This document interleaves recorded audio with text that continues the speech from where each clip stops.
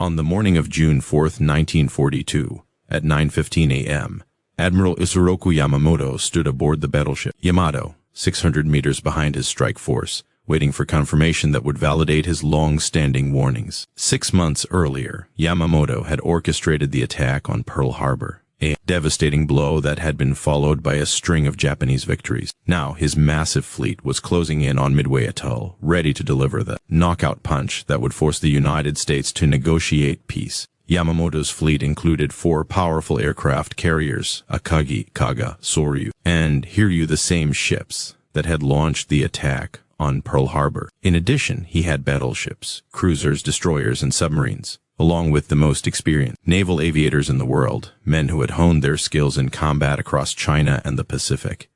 Yamamoto had every advantage, but despite his power, Yamamoto harbored a deep concern. Unlike his fellow admirals, who were certain of Japan's superiority, Yamamoto had lived in the United States. He had walked its streets, studied at its universities, and even played poker with its naval officers. He understood the American character in a way that no other senior Japanese military leader could, and this knowledge, rather than reassuring him, filled him with dread. Yamamoto knew the truth his colleagues refused to see. The Americans were not weak. They were not the decadent, materialistic people that Japanese propaganda portrayed. Instead, they were an industrial powerhouse with vast resources and a fierce determination qualities that Japan had just provoked with its brutal attacks. By the end of the day, Yamamoto's fears would be realized in the most catastrophic naval defeat in Japanese history. Midway would mark the turning point of the war in the Pacific, and the next 3 years of brutal conflict would demonstrate one of the greatest strategic miscalculations in military history. The Japanese leadership, firmly convinced that they understood America, had been tragically wrong. This failure to understand their enemy had roots that extended far beyond Pearl Harbor into decades of misperception. In 1941, Japan's fundamental problem was not military strength, but a fundamental misunderstanding of the United States. Japanese leaders had constructed an image of America that bore little resemblance to reality, and this false perception would lead them to make decisions that ultimately sealed their fate. The prevailing view among Japan's leadership was that Americans were spiritually weak. This belief was not just propaganda, it was a genuine conviction among the military elite. They believed that a society based on individual rights, democracy, and material comfort could never match the warrior spirit of the Japanese, who were raised in the Bushido tradition. Many Japanese officers mocked American soldiers, calling them weak products of a society that valued comfort over hardship. Unable to endure the rigors of real combat, the Japanese military assumed their people's readiness to make any sacrifice for the nation, while they looked upon Western democracy, particularly America, as societies bound by concerns for individual rights and personal well-being weaknesses in their eyes. This contempt for the American way of life led to the belief that one decisive blow would cause Americans to lose their will to fight. Japanese military planners were convinced that the United States, a country with a small, under-equipped military, would seek peace after a single major defeat. They also believed that America's industrial capacity would take years to ramp up for war production, time that Japan could use to establish an unbreakable defensive perimeter in the Pacific. Intelligence reports from Japanese officers in the U.S. further reinforced these assumptions, pointing to labor strikes, political divisions, and perceived softness in American society. However, there was one Japanese naval officer who understood the reality, Isoroku Yamamoto. He had spent 4 years in the United States and saw firsthand the strength of American industry and the resilience of its people. Born in 1884 in Nagaoka, Japan, Yamamoto came from a samurai family and showed exceptional intelligence and determination from an early age. He excelled in mathematics and literature and joined the Imperial Japanese Naval Academy, where he rose through the ranks. In 1905, during the Russo-Japanese War, Yamamoto sustained severe injuries at the Battle of Tsushima Strait, a defeat that marked him for life, but also proved his sacrifice for the nation. Yamamoto's career continued to rise, and by 1919 he was selected for a remarkable assignment, a posting in the United States to study at Harvard University. He arrived at the age of 35 and spent 2 years studying the American oil industry. But his true education came from his travels and interactions with ordinary Americans. He hitchhiked across the country, visiting factories, steel mills, and oil fields, where he witnessed firsthand the scale of American industrial production. Yamamoto was stunned by what he saw: factories that churned out automobiles, steel mills producing metal at a pace Japan could not match,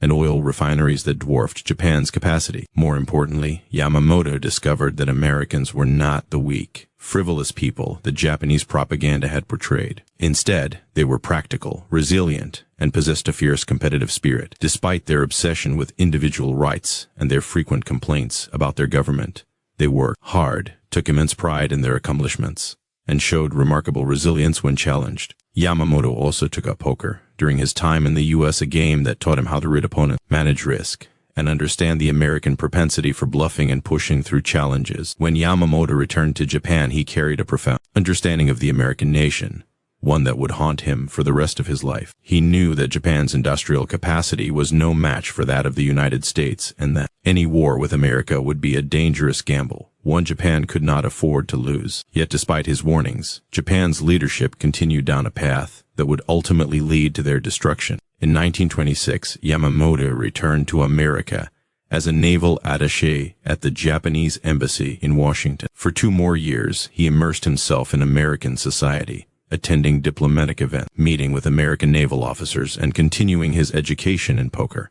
He described the U.S. Navy to his colleagues as a club for golfers and bridge players, hinting at a certain disdain for the tactical abilities of American officers. However, this contempt was limited to the social circles and not his broader strategic outlook. Yamamoto never underestimated America's capabilities when fully mobilized. During the second stay, Yamamoto developed a deep respect for American industry power. He had witnessed how swiftly American factories had transitioned from producing consumer goods to weapons during World War I. He had studied American shipyards that could produce vessels faster than any other navy in the world. Yamamoto knew that the assembly line techniques used to produce automobiles could easily be adapted to produce aircraft, tanks, and ships if the U.S. ever turned its industrial power toward war. Yamamoto also understood an aspect of American psychology that his colleagues missed entirely. Americans, he realized, were not quick to start conflicts. They were content with commerce and entertainment. But once attacked, once their pride was hurt, they would fight with a ferocity few other nations could match. Yamamoto saw this in the lessons of the American Civil War, where the country endured tremendous casualties for principle. He understood that this resolve could be a dangerous force in a war. Throughout the 1930s, as Japan pursued more aggressive policies in Asia, Yamamoto became one of the few senior officers to openly voice concerns about war with America. He opposed the invasion of Manchuria in 1931, the full-scale war with China that started in 1937, and the 1940 Tripartite Pact that aligned Japan with Nazi Germany and Fascist Italy. His opposition earned him dangerous enemies, and he was even threatened with death on several occasions. In 1936, junior officers invited him to join an attempted coup, but Yamamoto dismissed the offer without hesitation. By 1938, the situation had become so precarious that the Navy minister sent him back to sea, appointing him as the commander of the combined fleet to protect him from assassination. Though it was essentially a promotion into exile, Yamamoto's warnings continued. When Prime Minister Fumimaro Kono asked Yamamoto directly about Japan's chance in a war with the United States, Yamamoto gave a chilling prediction. He assured the Prime Minister that Japan could put up a tough fight for the first 6 months, but beyond that he had no confidence in the outcome. Yamamoto believed that after 6 months, American industrial production would overwhelm Japan's military efforts. Factories that once made refrigerators and washing machines would churn out bombs and bullets. Shipyards that built merchant ships would now produce aircraft carriers. The U.S. would fully mobilize, and Japan could not win in the long run. Yamamoto's warnings fell on deaf ears. Most Japanese military leaders dismissed his concerns, convinced that their own superiority, embodied in the Japanese spirit, would easily overcome American materialism. They believed that a single decisive battle would break the American will to fight, just as the Battle of Tsushima had crushed Russian resolve in 1935. They couldn't fathom that a nation they considered weak and divided would fight a long, drawn-out war. In October 1941, General Hideki Tojo became Japan's prime minister. Tojo, a hardliner and advocate for expansion, was instrumental in Japan's decision to go to war with America and Britain. Yamamoto was ordered to devise a plan to neutralize American naval power in the Pacific. Despite his reservations about the war itself, Yamamoto, as a naval officer, was bound by duty. He had to give Japan the best chance of success. This meant launching a surprise attack. On December 7, 1941, Japanese aircraft launched a devastating surprise attack on Pearl Harbor. Yamamoto's carriers sent 353 aircraft in 2 waves, crippling the American Pacific Fleet. 8 battleships were damaged or destroyed, and nearly 2,400 Americans were killed. It was one of the most successful surprise attacks in military history. Yet, Yamamoto felt no triumph. While his subordinates celebrated, he was reportedly depressed. He later wrote that a military man could hardly take pride in striking a sleeping enemy. More importantly, the American aircraft carriers had been at sea and escaped destruction. The oil storage facilities and repair yards had remained intact. Most critically, Yamamoto understood that the attack had unified America in a way nothing else could have. The nation he had studied was now fully mobilized for war. In the following weeks, Yamamoto received reports of American reactions to Pearl Harbor. The U.S. had declared war, with only 1 dissenting vote in Congress. Young men were flooding recruiting stations, and factories were converting to war production faster than Japan had anticipated. The American qualities Yamamoto had studied, industrial capacity, democratic unity, in crisis, and stubborn resolve, were now being mobilized against Japan. Yamamoto later confided that some people were mistakenly expressing gratitude to him, thinking that the absence of air raids on Japan was thanks to him. He wished they would express their gratitude to America, for it was America's decision to hold back that had spared Japan from immediate destruction. If America truly set its mind to it, Yamamoto knew that even a city like Tokyo could not be defended. For the next 6 months, Yamamoto's predictions seemed to come true. Japanese forces captured a vast array of territories across the Pacific, including Wake Island, Guam, Hong Kong, the Philippines, Malaya, Singapore, the Dutch East Indies, and Burma. The Japanese Empire's defensive perimeter expanded to cover millions of square miles. Japanese soldiers believed they were invincible, but Yamamoto knew that time was running out. He had to destroy America's aircraft carriers before their industrial power tipped the scales. Yamamoto devised a plan to lure the American fleet into a decisive battle at Midway Atoll. The plan was complex, dividing Japanese forces across vast distances, but Yamamoto believed it was necessary to strike, while Japan still held the advantage. What he did not know was that American code breakers had already cracked Japan's naval communications. Thanks to this intelligence breakthrough, the U.S. knew exactly when and where Yamamoto planned to strike. On June 4, 1942 Japanese aircraft attacked Midway Island, believing they had achieved tactical surprise. But 3 American carriers, Enterprise, Hornet, and Yorktown, were waiting just over the horizon. The battle began poorly for the Americans, with torpedo bombers from all 3 carriers attacking the Japanese fleet and being slaughtered. Yet, their sacrifice drew Japanese fighters down to low altitude and disrupted Japanese carrier operation. When American dive bombers arrived, they found the Japanese carriers vulnerable and exposed. In just 6 minutes, 3 of Japan's carriers, Akagi, Kaga, and Soryu, were engulfed in flames. The surviving Japanese carrier, Hiryu, was also destroyed by American aircraft later that day. In a single day, Japan lost 4 aircraft carriers and most of their experienced pilots. These carriers were the same ones that had attacked Pearl Harbor, and the pilots who went down with them were irreplaceable. Yamamoto received the news with stoic calm, but it was clear that everything he had predicted had come true. The 6 months were over. From that point forward, American industrial capacity would grind Japan down in a war of attrition that Japan could not win. In Japan, the truth of Midway was kept from the public. The government announced a great victory, but within the military, those who understood the reality knew that Yamamoto had been right. The war they had started so confidently was now one they could not win. The 18 months following Midway transformed the Pacific War into exactly the attritional struggle Yamamoto had warned against. In August 1942, the United States launched its first major offensive,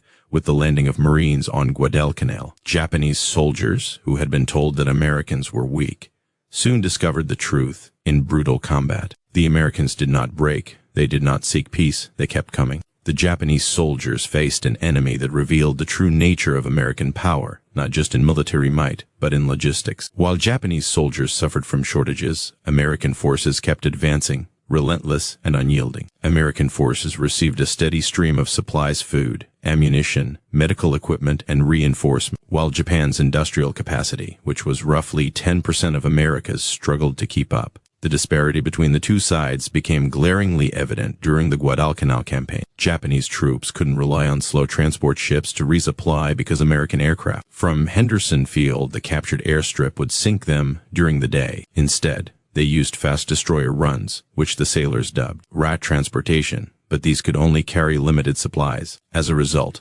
Japanese soldiers suffered from systematic starvation. By December 1942, the Japanese forces on Guadalcanal were losing 50 men per day to malnutrition, disease, and American attacks. The once hopeful plan to overwhelm the airfield with a single offensive fell apart as troops grew too weak from hunger to carry their weapons. Vice Admiral Ryoji Tanaka, who oversaw the destroyer runs, later wrote that the fate of Japan was sealed with the struggle for Guadalcanal. The island, initially dismissed as an insignificant outpost by Japanese planners, became the graveyard for Japan's imperial ambitions. By February 1943, Japan evacuated its surviving troops, marking the first time Japanese forces had retreated during the war. As 1942 and 1943 unfolded, the reality Yamamoto had warned about became impossible to ignore. American shipyards produced new aircraft carriers faster than Japan could sink them. 50 new carriers were commissioned by 1943 alone. Japan's shipyards couldn't match that output,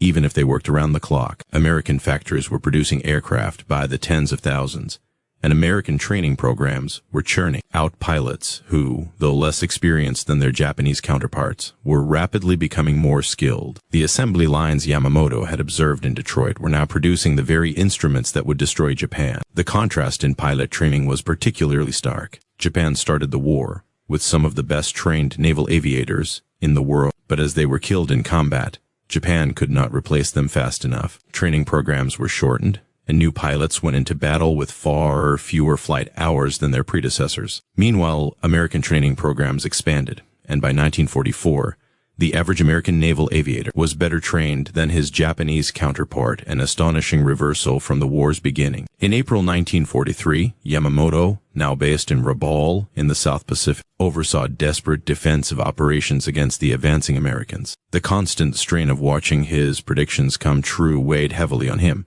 and he confided to a friend that he felt his life would soon come to an end. On April 13, his staff finalized plans for an inspection tour of forward bases in the Solomon Islands, intended to boost the morale of Japanese troops fighting in increasingly hopeless conditions. Yamamoto was warned that the route was dangerous, but he insisted on going, saying that he could not turn back now. His travel details were sent using the Japanese naval code, which the Americans had already cracked. On April 14, American codebreakers intercepted the message. Learning Yamamoto's exact travel schedule, Admiral Chester Nimitz authorized a mission to eliminate Yamamoto, seeing the opportunity to strike a symbolic blow against Japan and its most capable naval strategist. The operation was called Vengeance. On the morning of April 18, 1943, 16 P-38 Lightning fighters took off from Henderson Field. These planes were the only American fighters with the range to reach Bougainville and return. The pilots flew a circuitous route, maintaining radio silence and staying low to avoid Japanese radar. They arrived at the intercept point just as Yamamoto's planes were descending toward the coast. In a brief and violent air battle, Lieutenant Rex Barber of the attacking flight managed to get behind Yamamoto's bomber, opening fire with machine guns and cannons. Yamamoto's plane crashed into the jungle, and the second bomber carrying his chief of staff, Vice Admiral Matsumugaki, was also hit and crashed into the sea. The Americans lost 1 P-38 in the engagement, but the mission was successful. The next day, Japanese search parties discovered Yamamoto's body, still strapped in his seat, clutching his ceremonial sword. He had been killed by gunfire, likely before the plane even hit the ground. Yamamoto, the man who had warned Japan against the war, was dead at age 59. Japan's government concealed Yamamoto's death for more than a month, and when the news was finally announced on May 21, it shocked the nation. Yamamoto was posthumously promoted to fleet admiral, and his ashes were returned to Japan aboard the battleship Musashi. The Germans awarded him the Knight's Cross of the Iron Cross, making him the first foreign recipient of the honor. For the Americans, the success of Operation Vengeance was a tactical victory, but it also revealed a secret: the United States could read Japan's communication. This created a crisis in Washington, and time-sensitive issues led to the downgrading of Major Mitchell's Medal of Honor nomination to a Navy Cross to avoid further publicity about the operation. However, the death of Yamamoto had a broader significance. It was a symbol of the final defeat of the Japanese assumptions about American character. The very nation that Japanese leaders had dismissed as weak and unwilling to fight had just killed Japan's most respected admiral in a precisely timed ambush. The message was clear: America was not going to negotiate. It was not going to quit. It would fight until Japan was defeated. The war continued for 2 more years after Yamamoto's death. American forces advanced across the Pacific in an island-hopping campaign that steadily brought them closer to Japan's home islands. Battles like Tarawa, Saipan, Paleliu, Iwo Jima, and Okinawa reinforced the truths that Yamamoto had tried to convey to his colleagues before the war. American industrial capacity was overwhelming. American soldiers and Marines fought with a determination that matched anything the Japanese could offer, and America would accept nothing less than Japan's unconditional surrender. Japanese soldiers who faced American forces in these final campaigns discovered how wrong their pre-war assumptions had been. The Americans they fought were not weak products of a consumer society. They were tough, resourceful, and utterly committed to victory. American equipment arrived in quantities that stunned the Japanese, where Japanese units struggled to maintain a few tanks and artillery pieces. American forces deployed them by the hundreds. American pilots flew the latest aircraft armed with unlimited ammunition, while Japanese pilots were stuck flying obsolete planes with dwindling fuel supplies. The industrial gap that Yamamoto had observed in Detroit factories now manifested on every battlefield as a gap in firepower, logistics, and replacements. Japanese prisoners of war were often shocked by their treatment, having been told that Americans would torture and kill captives. Instead, they received medical care, adequate food, and reasonable conditions. This kindness, more disorienting than cruelty would have been, didn't fit the image of Americans the Japanese had been given. Everything they had been told about their enemy was proving wrong. By August 1945, American bombers were reducing Japanese cities to rubble, bringing the war to its final, devastating conclusion. B-29 superfortresses, the pinnacle of American industrial and technological capacity, flew from bases in the Marianas to drop incendiary bombs on Tokyo, Osaka, Nagoya, and many other cities. The firebombing of Tokyo on March 9th and 10th resulted in the deaths of around 100,000 people in a single night, as the city's wooden buildings burned like kindling.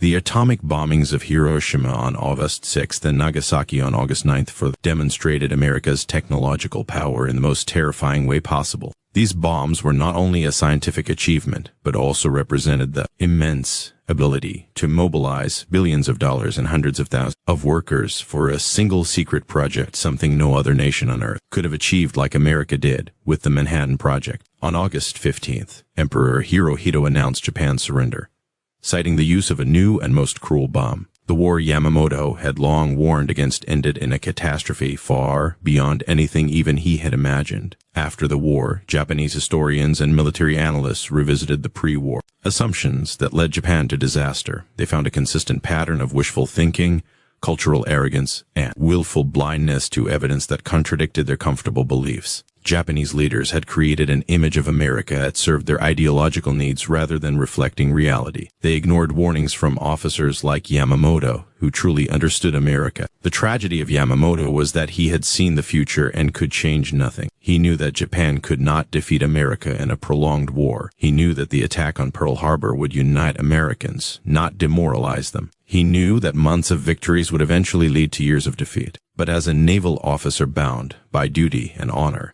Yamamoto did his best to give Japan a chance, even though he knew that chance was almost certainly hopeless. In the years since World War II, Yamamoto has become a complex figure in both Japanese and American memory. The Japanese honor him as a patriot who served his country with skill and devotion, while Americans remember him primarily as the architect of Pearl Harbor, the man responsible for the attack that killed thousands. But both perspectives miss something essential about who Yamamoto was and what he tried to tell his country. Yamamoto spent 4 years in America. He played poker with Americans, traveled their highways, studied their industries, and came to understand their character. When he returned to Japan, he spent the rest of his life trying to communicate what he had learned. Americans were not weak. Their industrial capacity was beyond anything Japan could match. A war with the United States would be a gamble Japan would almost certainly lose.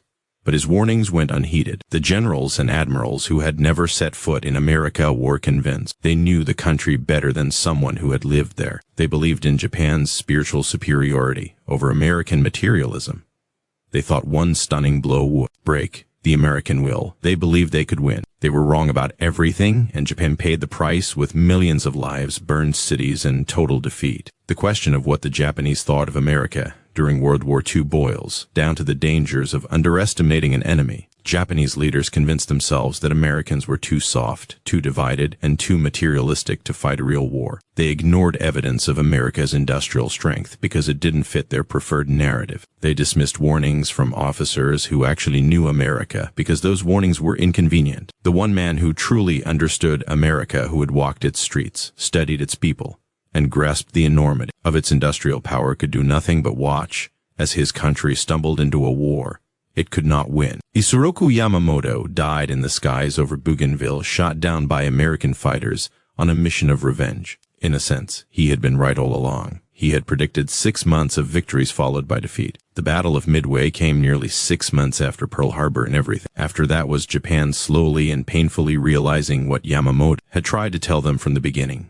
America was now fully at war, and Japan paid the price for underestimating its resolve. There is a final irony in this story. The characteristics that Japanese leaders despised most about American society, individualism, materialism, and democratic chaos, turned out to be exactly what made America strong. American individualism drove innovation both on factory floors and battlefields. Material abundance translated into overwhelming firepower and logistics. And democratic debate, far from weakening resolve, produced a unity of purpose that authoritarianism could never match. Yamamoto understood this because he had experienced American society firsthand. He saw how Americans competed fiercely yet cooperated for common goals. He watched factory workers take pride in their work and suggest improvements that management adopted. He observed the strange American blend of complaint and commitment, the way Americans could criticize their government yet rally to its defense when threatened. The Japanese system, based on hierarchy, obedience, and spiritual ideology, couldn't adapt quickly enough to compete with American pragmatism. When something didn't work in America, people fixed it. In Japan, when something didn't work, they blamed those who pointed it out. Yamamoto's warnings were dismissed, not because they were wrong, but because they were inconvenient. The Japanese system valued loyalty over accuracy and could not process information that challenged its assumptions. The lessons from Japan's perception of America during World War II extend far beyond that particular conflict. They serve as a cautionary tale for nations and organizations in any era: the danger of believing your own propaganda, assuming that different is inferior, dismissing expert warnings because they contradict what you want to hear, and underestimating an opponent based on cultural stereotypes rather than careful analysis. Yamamoto committed none of these errors. He gathered information firsthand, assessed America's strengths honestly, and provided accurate warnings to his superiors. But it made no difference. The decision-makers above him had already decided what they wanted to believe. No amount of evidence could change their minds. In the end, the Japanese view of America was a fantasy that cost them everything. They imagined an enemy that didn't exist, soft, divided, and destined to crumble under pressure. The real America, the America that Yamamoto knew, was a nation of factories, farms, workers, soldiers, stubborn pride, and unlimited resources. It was, as Yamamoto tried to tell anyone who would listen, an enemy that Japan could never defeat. If you found this exploration of history as compelling as we did, please take a moment to like this video. It helps us share more untold stories from the Second World War. Subscribe to stay connected with these forgotten histories. Each story matters. Each perspective deserves to be remembered. We'd love to hear from you. Leave a comment below telling us what aspect of World War II you'd like us to explore next. Thank you for watching and for keeping these stories alive.